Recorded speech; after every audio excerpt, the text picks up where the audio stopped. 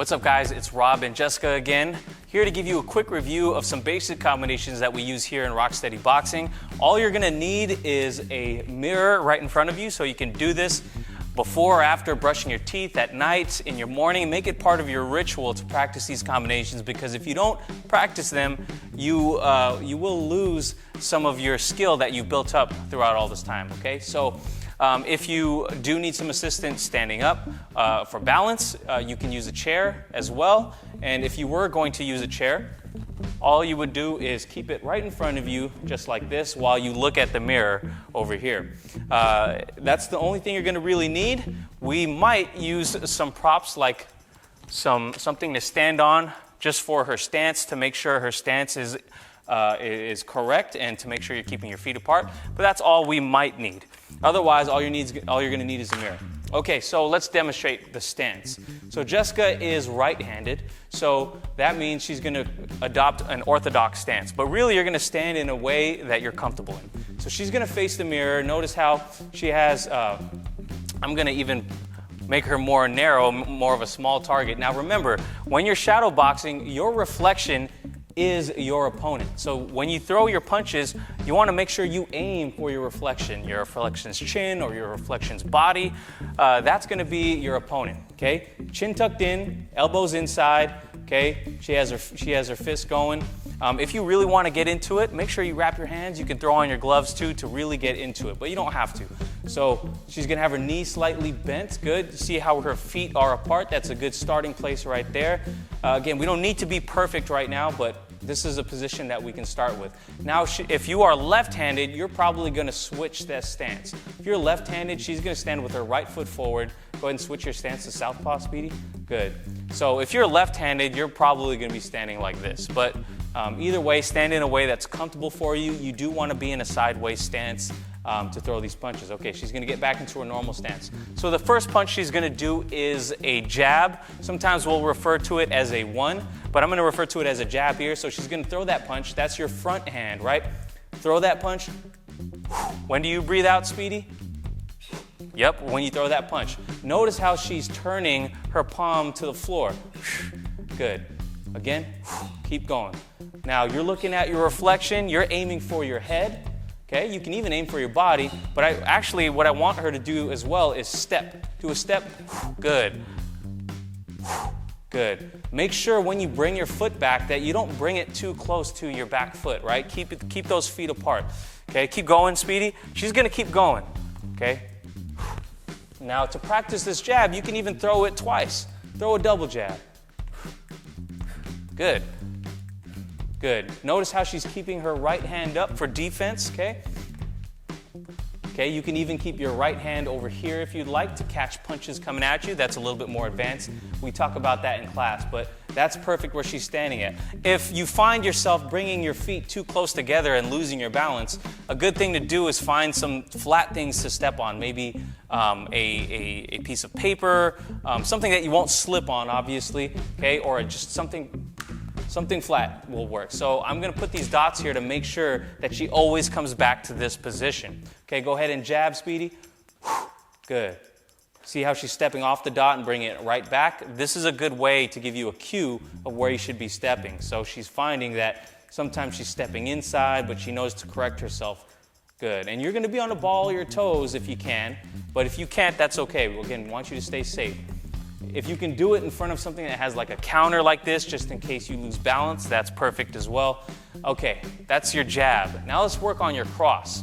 So, your cross, this is going to be your power hand right here. She's going to throw it. Good. Keep going, Speedy. I'm going to just talk about it. Notice she's doing a few things. One, she's really rotating her trunk and her hips. And she's putting out that cigarette with her back foot. That means she's really rotating, the power comes from your legs, okay, not from your arm. So you really want to use those hips, you want to rotate that trunk, and she wants to stay looking at her reflection. Her palm faces down when she punches. Good. Good. Okay, so from learning just those basic two punches, the jab and the straight, we can do some different types of combos. So she's going to demonstrate a jab straight or a 1-2. Okay, she's gonna step forward and throw a 1 and 2. Okay, go ahead. Good. Now, I want you to look at your reflection. Good. Now I'm gonna ask her to say 1, 2. 1, 2. Good. I want you to do that on your own as well. Okay? Say jab straight. Jab. Good. Good. Okay, you can take a quick break. Good. So from that position, she can also do a different combination. She can go a double jab straight or a 1, 1, 2. Go ahead and demonstrate that. Good. So, go ahead. Pause. See how her hand right here is low? We want to make sure that it stays up here. That way she's always in good positioning. And it's okay to make this mistake, but a good thing about shadowboxing is that it shows you right here where your flaws are at. So while you're doing your punching, you should be looking for the mistakes you're making. This will make you a lot smarter. It'll raise your boxing IQ, okay? So again, we all make the mistakes, but that's what shadowboxing is for. So give me some 1, 1, 2s. Look out for that. See, she caught herself. She caught herself there too. Go ahead.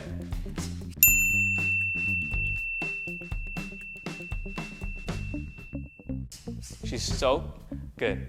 Again. Again. So if there was better, see how she caught herself. She corrected the mistake. She was still bringing that right hand back. Okay. Now she's correcting that. It stays at your chin.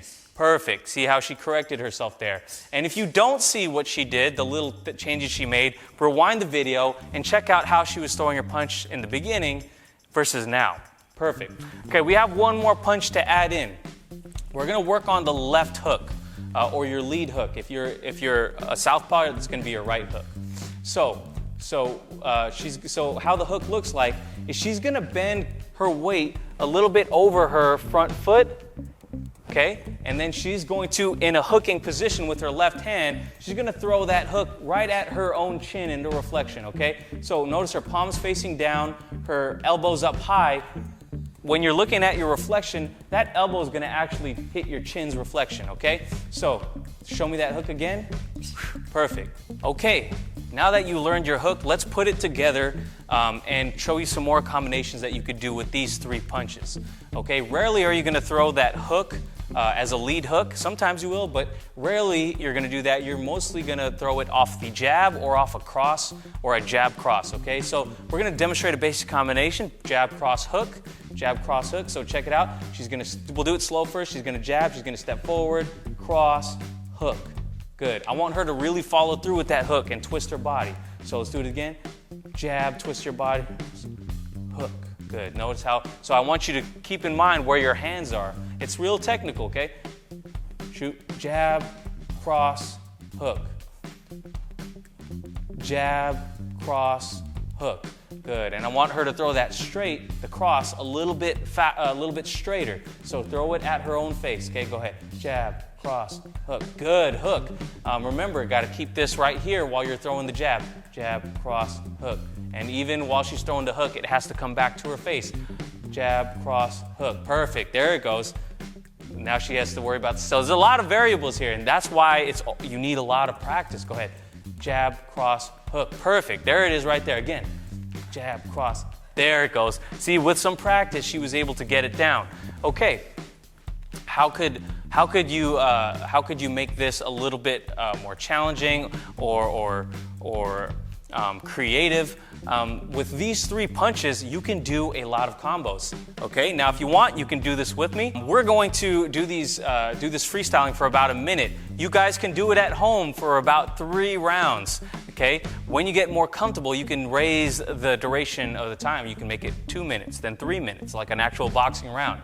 I'm going to give her a bunch of combinations. It might be a 1-punch, 2-punch, 3-punch, or even a 4-punch combination. That's how creative you can get with just these 3 punches that we learned, okay? Ready? We're going to start this minute in 3, 2, and good. Give me a jab. Double jab. Good. Jab cross. Double jab cross. Good. Jab cross hook. Jab cross hook. Jab cross hook cross. Perfect. Double jab.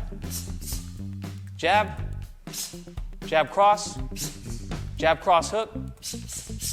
Good. Jab, jab, hook. Jab, hook. Jab, hook. Yeah, right there. Jab, hook.